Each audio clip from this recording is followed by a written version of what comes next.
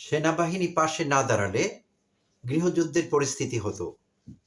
এখন কেন সেনাবাহিনীকে জনগণের মুখোমুখি করা হচ্ছে? সেনাবাহিনী পাশে না দাঁড়ালে গৃহযুদ্ধের পরিস্থিতি হতো। এখন কেন সেনাবাহিনীকে জনগণের মুখোমুখি করা হচ্ছে? নুরুল হক নূর। প্রিয় দর্শক, আসসালামু আলাইকুম এবং অফুরন্ত শুভকামনা সবার জন্য। গতকাল শুক্রবার ঢাকার পুরানা পল্টনে গণ অধিকার পরিষদের কেন্দ্রীয় কার্যালয়ের সামনে সাংবাদিক সম্মেলনে বক্তব্য রাখার সময় এই মন্তব্য করেছেন দলটির সভাপতি নুরুল হক নূর। সেনাবাহিনীকে নিয়ে এই মন্তব্য তার, যে সেনাবাহিনীকে বিতর্কিত করা হচ্ছে এবং সেনাবাহিনী জনগণের পাশে না দাঁড়ালে গৃহযুদ্ধের পরিস্থিতি হতো দেশে। আর নুরুল হক নূর এই বক্তব্য তখনই রাখলেন যখন গত 2-3 দিন ধরে অনলাইন এবং অফলাইন মিডিয়াগুলো সরগরম আসিফ মাহমুদ উপদেষ্টা এবং জাতীয় নাগরিক পার্টির দক্ষিণাঞ্চলের মুখ্য সমন্বয়ক হাসনাত আবদুল্লাহর সাম্প্রতিককালে সেনাবাহিনীর প্রধানকে ঘিরে তাদের যে বক্তব্য, সেই কারণে গত 2-3 দিন থেকে সমস্ত গণমাধ্যম সরগরম। লোকেরা এটি নিয়ে কথা বলছে, টক শোতে কথা হচ্ছে, বিভিন্ন অনলাইন টক শোতে। ঠিক এই মুহূর্তেই নুরুল হক নূর এই বক্তব্যটি রাখলেন সেনাবাহিনীর পক্ষে। এখন কথা হলো, আসিফ মাহমুদ সম্প্রতি বলেছেন সাক্ষাৎকারে যে সেনাবাহিনীর প্রধান বলেছিলেন যে তিনি বুকে পাথর চেপে প্রফেসর ডক্টর মোহাম্মদ ইউনূসকে অন্তর্বর্তীকালীন সরকারের প্রধান হিসেবে মেনে নিচ্ছেন। তিনি তাকে মেনে নিতে চাননি, তাই তার এই বক্তব্য। আর তিনি উল্লেখ করেছেন যে ডক্টর মোহাম্মদ ইউনূস একজন কনভিক্টেড পারসন, আইনে দোষী সাব্যস্ত হয়েছেন, তার সাজা হয়েছে। সাজাপ্রাপ্ত একজন ব্যক্তি কেন অন্তর্বর্তীকালীন সরকারের প্রধান হবে? কিভাবে হওয়া উচিত? আর দেশের 30-40% মানুষ আওয়ামী লীগ করে, তারাও চায় না প্রফেসর ইউনূসকে অন্তর্বর্তীকালীন সরকারের প্রধান হিসেবে, বা চাইবে না। সো বিকল্প তারা কেন ভাবছে না? আসিফ মাহমুদেরা বা ছাত্র সমন্বয়কেরা, বৈষম্য বিরোধী ছাত্র আন্দোলনের নেতাকর্মীরা এই প্রশ্ন তিনি করেছিলেন, যেমনটি আসিফ মাহমুদ বলেছেন। তো তাতে বোঝাই যাচ্ছে ওয়াকারুজ্জামান সেনাবাহিনীর প্রধান, he is allergic to our professor doctor Mohammad Yunus. তাকে তিনি সহ্য করতে চাচ্ছিলেন না। তো আর হাসনাত আবদুল্লাহ জানিয়েছেন গত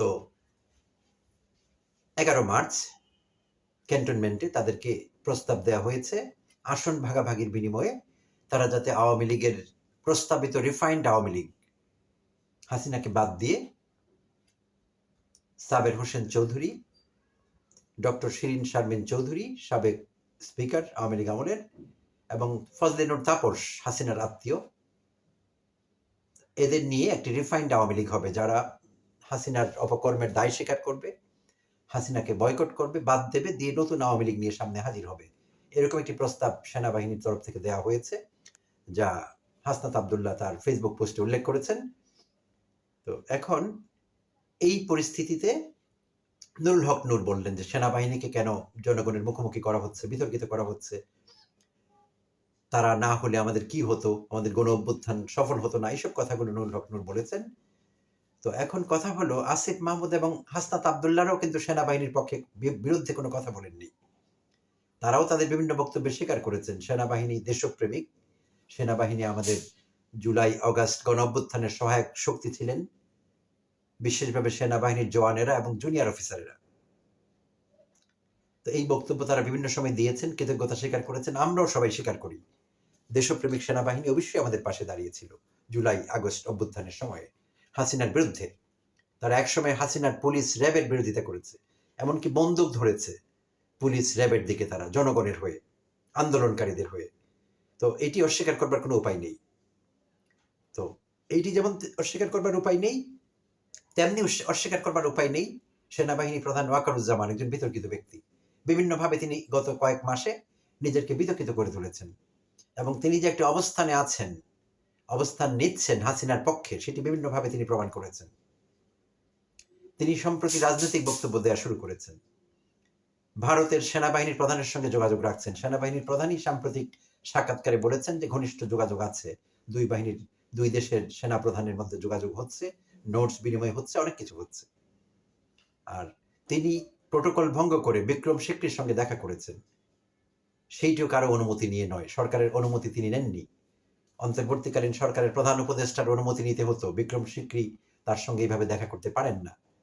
কিভাবে দেখা করেছেন, দেশের স্বার্থ সেখানে কতটুকু বিকিয়ে দেওয়া হয়েছে বা কি হয়েছে সেটা আমরা জানি না কেউ। তো এইসব কাজগুলো তিনি করছেন। এবং অতি সম্প্রতি রাওয়া ক্লাবে, রিটায়ার্ড আর্মি অফিসারদের যে ক্লাব আছে রাওয়া ক্লাব, সেখানেও তিনি মন্তব্য রেখেছেন বিডিআর হত্যাকাণ্ড নিয়ে। মন গড়া বক্তব্য রেখেছেন, যেখানে বিষয়টি তদন্তাধীন আছে সেখানে তিনি একতরফা মন্তব্য করেছেন যে বিডিআরের জওয়ানরাই এই হত্যাকাণ্ড সংগঠন করেছে, এরপর কোনো কথা নেই, no full stop, no if no but. খুব শক্তভাবে তিনি এই কথাটি বলেছেন। আর তার অঙ্গভঙ্গি, তার জেস্টার, তার পোস্টার, তার কথা বলার স্টাইল, তার টোন কেউ ভালোভাবে দেখেনি। প্রচুর সমালোচনা হয়েছে এই বিষয়গুলো নিয়ে। তো গত 11 মার্চের যে অভিযোগ হাসনাত আবদুল্লাহ এনেছেন ক্যান্টনমেন্টে ডেকে নিয়ে, যে প্রস্তাব দেওয়া হয়েছে নতুন রিফাইন্ড আওয়ামী লীগকে পুনর্বাসন করবার ব্যাপারে, এবং সেখানে এও উল্লেখ করা হয়েছে আরো দুটো রাজনৈতিক দলকে ওই প্রস্তাব দেওয়া হয়েছে, তারা রাজি হয়েছেন তার প্রস্তাবে। তো এই যখন পরিস্থিতি, তখন নুরুল হক নূরের এই বক্তব্য জাতীয় নাগরিক পার্টির নেতৃবৃন্দকে, বৈষম্য বিরোধী ছাত্র আন্দোলনের নেতৃবৃন্দকে, ছাত্র জনতাকে বিরোধিতা করা, এটি আমরা মনে করি তাদের বিরোধিতা করবার উদ্দেশ্যেই নূর এই বক্তব্য রেখেছেন। কারণ তারা এই কথা বলেনি যে সেনাবাহিনীর কোনো ভূমিকা নেই আমাদের গণ অভ্যুত্থানে, সেনাবাহিনী আমাদের সহযোগিতা করেননি, কথা তারা বলেননি। তারা ওয়াকারুজ্জামানের বিরোধিতা করেছেন, ওয়াকারুজ্জামানের বিভিন্ন কর্মকাণ্ডের ব্যাপারে তারা ক্রিটিক্যাল হয়েছেন। তো নূর ওই বিষয়টিকে পাশ কাটিয়ে গিয়ে একেবারে হোলসেল বলে দিলেন যে সেনাবাহিনী আমাদের পাশে না দাঁড়ালে কি হতো। এই কথা কি অস্বীকার করেনি? সবাই আমরা স্বীকার করছি। তাহলে নুরুল হক নূরের এই পরিস্থিতিতে এমন একটি বক্তব্য, কোনো বিশ্লেষণ ছাড়া হোলসেল একটি বক্তব্য, কি মিন করে? এটি কি তার কোনো রকমের ধান্দাবাজি নাকি তার অজ্ঞতা? তিনি বিষয়টিকে আলাদা করতে পারছেন না যে সেনাবাহিনীর প্রধানের বিতর্কিত কর্মকাণ্ডের বিরোধিতা করা, সেইটির সমালোচনা করা এবং সেনাবাহিনীকে সমর্থন করা বা তাদের প্রতি কৃতজ্ঞতা স্বীকার করা দুটো বিষয় আলাদা, এক না। নূরের তো এগুলো বুঝবার কথা। তাহলে আমরা ধরে নিচ্ছি নূর না বুঝবার ভান করেছেন, নিজের স্বার্থে নতুন দলের নেতাকর্মীকে বিতর্কিত করবার জন্য নুরুল এই বক্তব্য রেখেছেন। নুরুল এই কথাও বলেছেন যে ছাত্র সমন্বয়করা তদবির করে আওয়ামী লীগ দোসরদের রাষ্ট্রীয় গুরুত্বপূর্ণ পদে যাওয়ার সুযোগ করে দিচ্ছে এবং দোষ চাপাচ্ছে সেনাবাহিনী এবং সরকারের উপর, এবং সরকারি সুযোগ সুবিধা নিয়ে তারা দল করেছে। নূর কিন্তু স্পেসিফাই করেননি কি পরিমাণ সরকারি সুযোগ সুবিধা তারা নিয়েছে, কিভাবে নিয়েছে, কে দিয়েছে।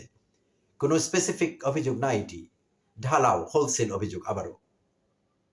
তো তাতে বোঝা যাচ্ছে নূরের বিদ্বেষ, নূরের আক্রোশ এই জাতীয় নাগরিক পার্টির নেতাকর্মীর উপর তার একটি ক্ষোভ আছে।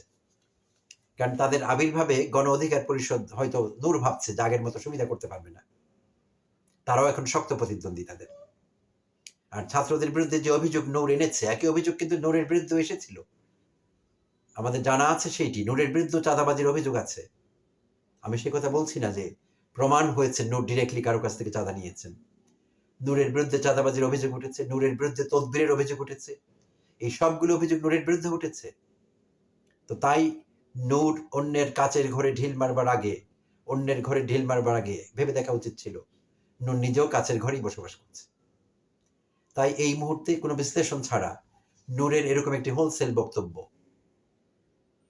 চরম দায়িত্বহীনতা এবং স্বার্থপরতা আমরা মনে করি, এবং এর উদ্দেশ্যে পেছনে নিশ্চয়ই কোনো উদ্দেশ্য আছে।